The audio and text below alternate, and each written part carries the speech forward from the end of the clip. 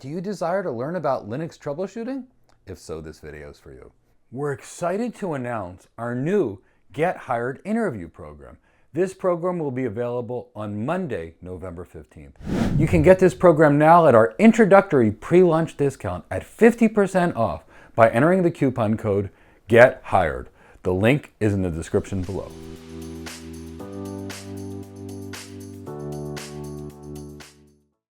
Hi, my name is Michael Gibbs and I'm the founder and CEO of Go Cloud Architects. And we're an organization that's dedicated towards building high-performance cloud computing and networking careers. Personally, I've been working in technology for over 25 years, and I've been helping others get their first tech job or get promoted in tech for over 2 decades. And when someone calls and says, Mike, I got cloud hired, it's my absolute favorite thing in the world. Today we're going to talk about troubleshooting. And why are we going to talk about troubleshooting? Because no matter how well designed your systems are, at some point they're going to break. And that's just part of life. And the better your methodology is to find things that are broken and fix them, the faster you'll come to a resolution, which will mean less downtime for the customer, more satisfied customers, and systems that have higher availability, meaning they're up and available and doing what they're supposed to when they're supposed to do it. So let's talk about troubleshooting. Troubleshooting is a systematic process. And realistically what's going on is the engineer is going to narrow down and identify the root cause of whatever's causing this undesired behavior. And when you're going to find out what's wrong, to really identify what's broken, it's so critical to have a systematic approach. And this is going to be for a number of reasons, and we're going to talk about these reasons. The first reason it's so important to have a methodology is it's going to save you from keeping to try the same thing again and again. I'm sure you've seen someone that tries to troubleshoot and they repeat the same thing that didn't work again and again and again. And if you don't have a systematic approach, you're not only going to not remember what you've done, you're going to be in this loop of try, and it's going to take you so much longer. So having a systematic approach will save you time, but it's going to make it so much easier to collaborate. Remember, when it comes to this world, this is a team sport. Troubleshooting is not a one-person thing. It is a team. And if you're like me, where you're a cloud architect, you're going to be part of the process more from a leadership perspective, and it's going to be the engineering team, specifically the cloud engineers, that are going to be doing this, and the operations people, the sysops people that are going to be the main troubleshooters. But the point is everybody on the team is part of the troubleshooting process, and having a systematic methodology makes it so much easier to collaborate. The third reason the methodology is so important is it just makes it possible to make headway, especially when you're not a subject matter expert. And by being methodical and having a process, you'll be able to solve the customer problems better and faster than if you didn't have a methodology. So when they talk about troubleshooting, they often take this methodology and call it a divide and conquer approach. And here's the reason. You're trying to narrow or isolate certain parts of the system so you can really narrow down the scope of what's doing. So if you can look at the individual components and see what's working and what's not, you'll be able to better identify what's broken.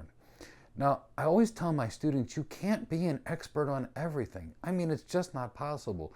And when it comes to troubleshooting, you may need a lot of people.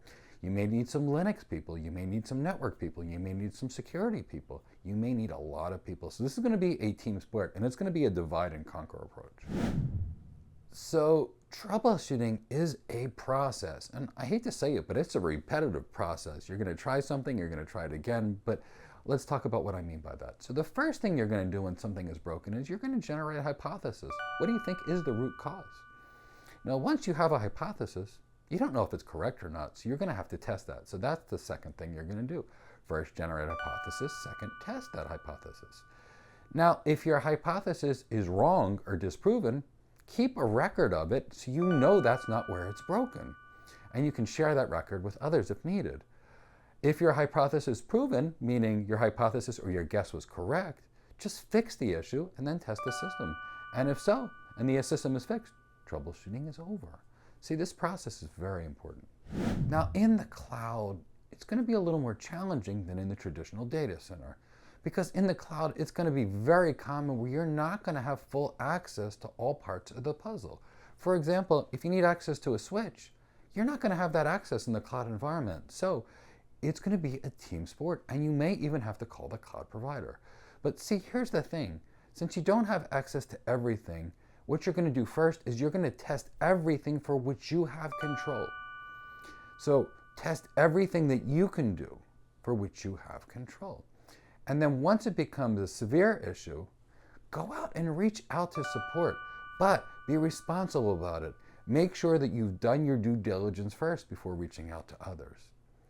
So let's give you an example. Let's say you've got a virtual machine running in a cloud and it's not accessible.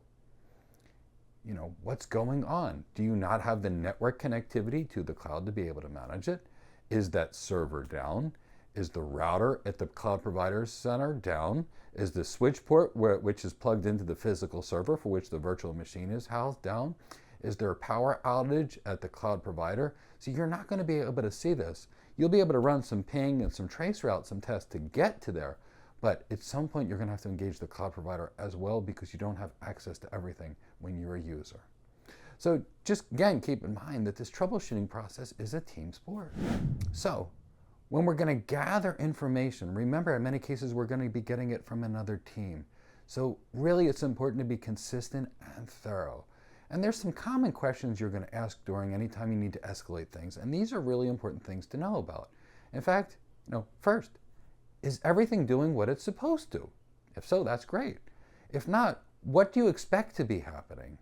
And is that different from what's actually happening? These three questions go together. Realistically, what are you trying to do? That's really important because, is it doing what it's supposed to or not? Maybe you don't know, but, what are you trying to do?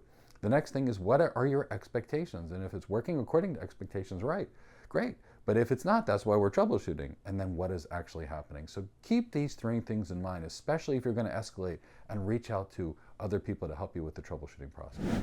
And when you call your Linux vendor for support, or you call your cloud provider for support, kind of keep track of the things that really matter. There's certain questions they're always going to ask you.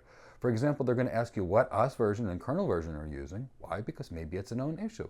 They're going to ask you about the relevant software and drivers that you're using, because maybe it's a known issue. See, here's the thing. When it comes to troubleshooting, it's an iterative process of asking the right questions, testing hypotheses, and really doing your research. See, there you have it. Here is a brief introduction to Linux troubleshooting in a cloud environment. Thank you so much for watching this video, and I look forward to seeing you in another video very soon. Take care. It was so nice having you join us for this video today. Let me tell you about some free services we do for the cloud community. Twice per week, we have a free How to Get Your First Cloud Architect Job webinar, where we tell you all the things you need to do and know to get your first cloud architect job. In addition to that, once per week, we actually have a free question and answer session live on YouTube, where you can come and ask us any questions you want about building your career related to cloud computing or networking, and we'll answer them in real time for you because we want to get you to your goals. Several more times per week, we have guests from industry experts that I've known for decades that are movers and shakers that have changed the world, that can give you information so you can build the best career. I invite them periodically. They are on my show.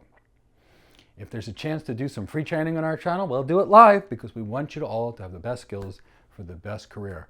So please subscribe and hit the bell. I look forward to seeing you, and I look forward to assisting you in your technology career. Thank you so much. This is Michael Gibbs from Go Cloud Architects.